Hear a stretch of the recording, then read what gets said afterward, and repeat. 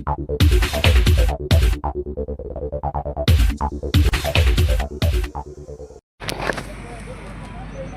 कन्नड शहराचा चेहरा मोहरा बदलल्याशिवाय राहणार नाही ते दादाच्या साक्षीने मी आपल्याला वचन द्यायला उभा.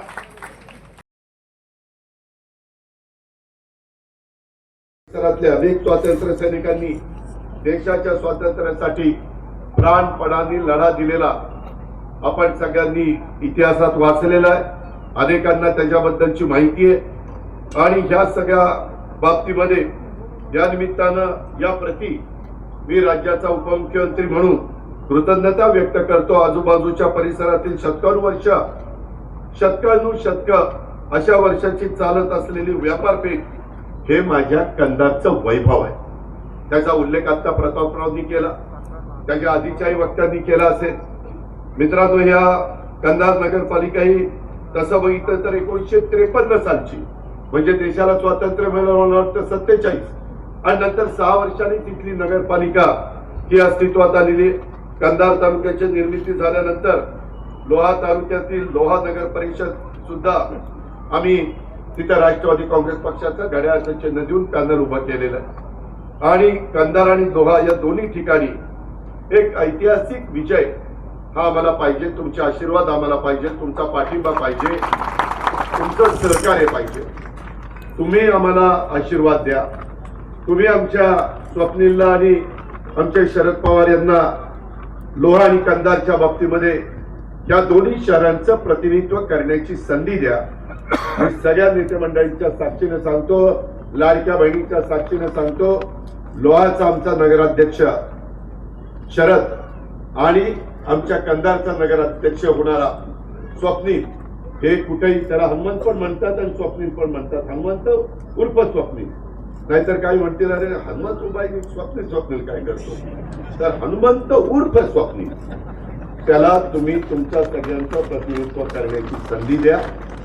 इतरांच्या आरक्षणाला धक्का न लागता राहिलेल्यांना पण आरक्षण कायद्याच्या नियमाच्या चौकटीमध्ये राहून देण्याच्या संदर्भामध्ये आमचं काम चाललेलं आहे. त्याच्याबद्दल अनेक आंदोलनं झाली, अनेक राज्यकर्त्यांच्या काळामध्ये झाली आणि त्याच्यातून पण चर्चा करून माझ्या मराठवाड्यामध्ये हे निजामशाहीचा इथं बरेच वर्ष राज्य होतं आणि त्याच्यामुळं पश्चिम महाराष्ट्र असेल, विदर्भ असेल, उत्तर महाराष्ट्र असेल, कोकण असेल, या भागातल्या लोकांना कुणबीचं सर्टिफिकेट मिळतं, परंतु माझ्या मराठवाड्यात मिळत नाही. त्याच्याही करता आपण हैदराबादला टीम पाठवली होती, त्याचा अभ्यास केलाय, समिती नेमली. काही लोकांचं जुनं रेकॉर्ड मिळालं, जो शेती पूर्वीपासून करत होता तो कुणबी, अशा पद्धतीनं त्याच्यात पण आपलं काम चाललेलं आहे. मी त्याच्याबद्दल जास्त बोलून आपला सगळ्यांचा वेळ घेत नाही, पण आम्ही कुठल्याही बाबतीमध्ये जे काही लोकांची रास्त मागणी असेल, योग्य मागणी असेल, त्याचा सकारात्मक विचार करणारं हे महायुतीचं सरकार आहे, हे पहिल्यांदाच मी आपल्या सगळ्यांच्या लक्षामध्ये आणून देऊ इच्छितो.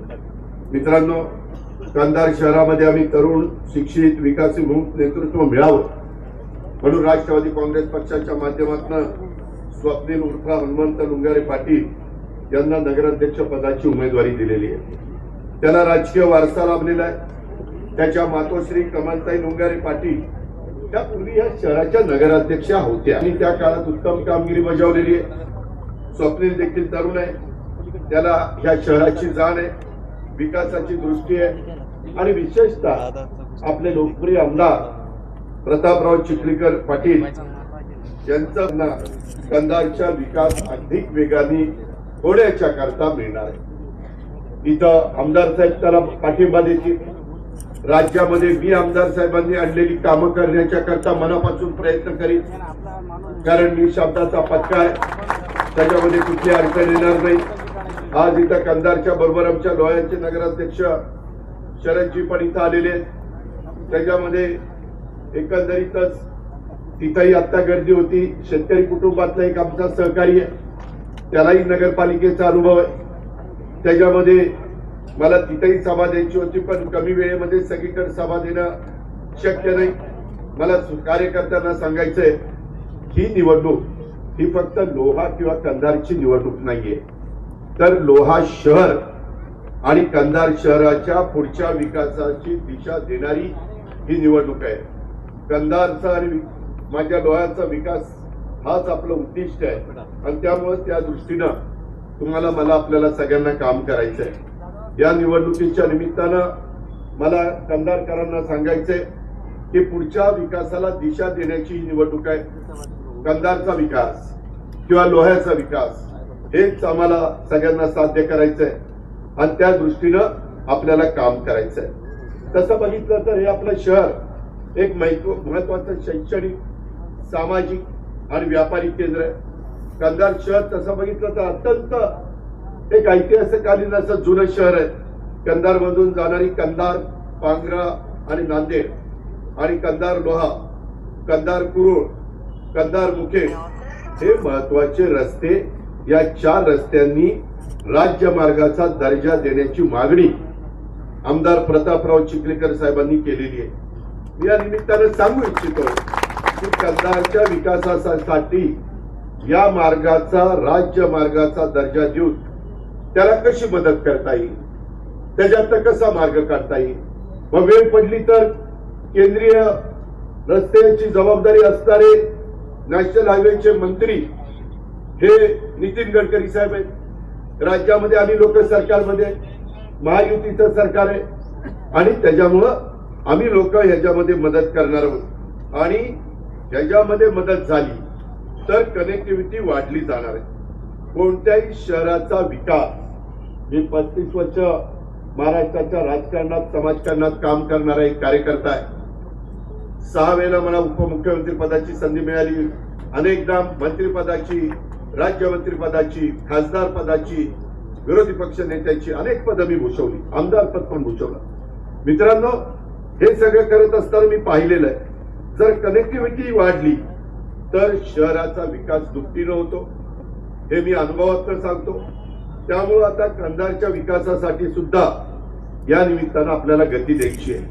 कंधार शहरातील जुन्या काळातील व्यापारपेठ ही काही वर्षापूर्वी काहींनी पाडली. पाडायला अक्कल लागत नाही, उभं करायला अक्कल लागते.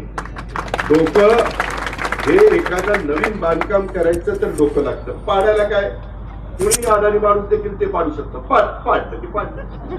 मित्रांनो, मी देखील पिंपरी चिंचवड मध्ये तुम्हाला ऐकून माहिती असेल, माझी बारामती देखील मी चांगली केलेली आहे. मी जिथं जिथं जातो तिथं तिथं चांगला सल्ला देण्याचा प्रयत्न करतो, चांगले विचार मांडण्याचा प्रयत्न करतो, सगळ्यांना बरोबर घेऊन जावा असं आवर्जून तिथं लोकांच्या मनामध्ये रुजवण्याचा प्रयत्न करतो.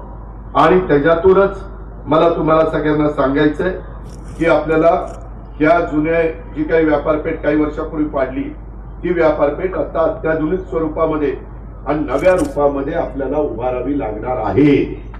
जे येतानाच मी प्रतापराव गाडीमध्ये बोलत होतो, स्वप्नील देखील माझ्याकडे बसला असताना ते सांगत होता, इतर सहकारी सांगत होते.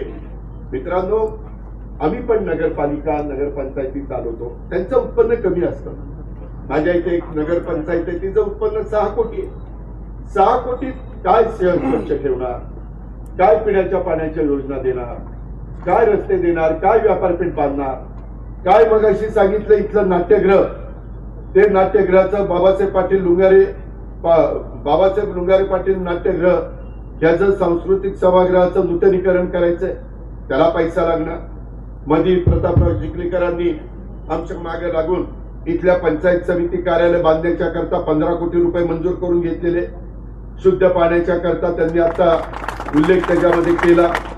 क्रीडा संकुलाच्या करता इथली 6 एकर गायरानाची जागा ही आम्ही त्या ठिकाणी देण्याचा निर्णय घेतला. तुम्ही मला साथ द्या, मी तुम्हाला साथ देतो. तुम्ही मला सहकार्य करा, मी तुम्हाला सहकार्य करतो. काही मी शब्द वापरले की लगेच मीडिया म्हणतो, दादा मी प्रलोभन दाखवलं. आता तेवढं तर मी म्हणणार, माझ्या मतदारांनी मला साथ द्या.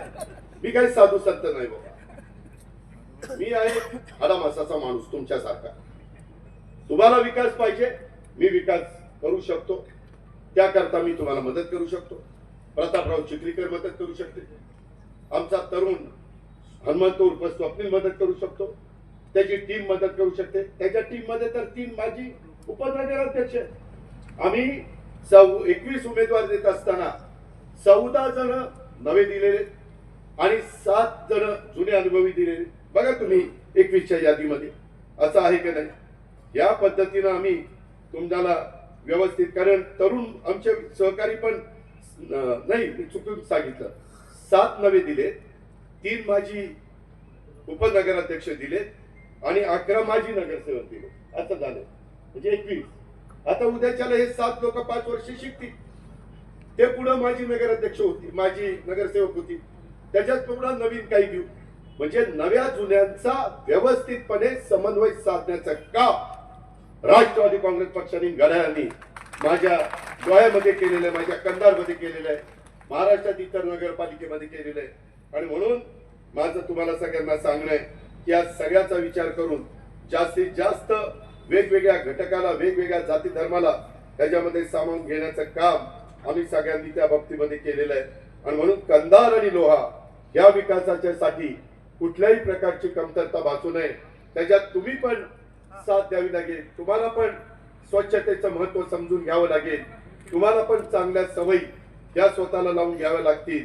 अशा पद्धतीनं आपल्याला आपल्या इथल्या लोकांचे संसार उभे करायचे. शेतकरी अडचणीत आलेला होता, त्याला पुन्हा आपल्याला उभारी द्यायची, त्याला पुन्हा आपल्याला उभं करायचंय. आणि कंधार शहराच्या तर विशेषतः कोणत्याही बाबतीमध्ये जे काही तुमचं स्वप्न आहे, जे काही आमचा जाहीरनामा आहे, जो काही आमचा वचननामा आहे, त्याच्यातनं कंधार आणि लोहाच्या परिवर्तनासाठी आणि कंधार लोहा या याच्या उज्ज्वल भवितव्याच्यासाठी राष्ट्रवादी काँग्रेस पक्ष आणि त्या राष्ट्रवादी काँग्रेस पक्षाचं घड्याळ आणि त्याचे अधिकृत उमेदवार स्वप्नील आणि आमचा हनुमंत उर्फ स्वप्नील आणि शरद आणि त्यांच्या सगळ्या टीमला आपण भरघोस मताधिनी त्या ठिकाणी विजयी करावं, अशा प्रकारचं आव्हान मी आज आपल्याला सगळ्यांना करतो आणि या ठिकाणी थांबतो. जय हिंद, जय महाराष्ट्र.